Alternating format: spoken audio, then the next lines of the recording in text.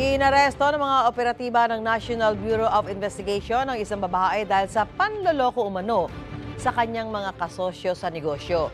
Depensa ng suspect, hindi maituturing na panloloko ang nangyari dahil nakinabang naman daw ang mga complainant. May unang balita, si John Consulta.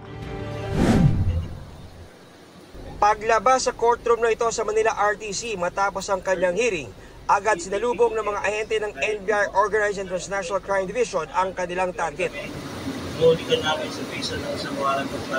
Tatlong warrant ang isinilbi sa suspect sa kasong estafa, carnapping at bouncing check law.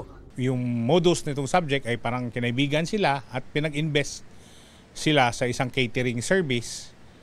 Pero ang nangyari, sila lang ang naglabas ng pera, wala nang bumalik sa kanila. Bukod sa pera na umabot sa milyong-milyong piso, natangayan din daw ng mga sasakyan tulad ng truck at van ang mga biktima dahil sa paniwalang ipapasok ito sa negosyo. Positibo siyang kinilala ng mga biktima. Nasira yung negosyo namin. Ako katulad ko, may pamilya ko, ang nanay ko may sakit. Yung mga kasamahan ko, nasaraduhan ng business nila. Nandyan ho na kami, nakapangutang kami sa tao. And at the same time, kami naman yung napapabarangay, kami yung nakakasuhan, nasasabihan ng kung ano-ano. So dahil po doon sa ginawa niya sa amin.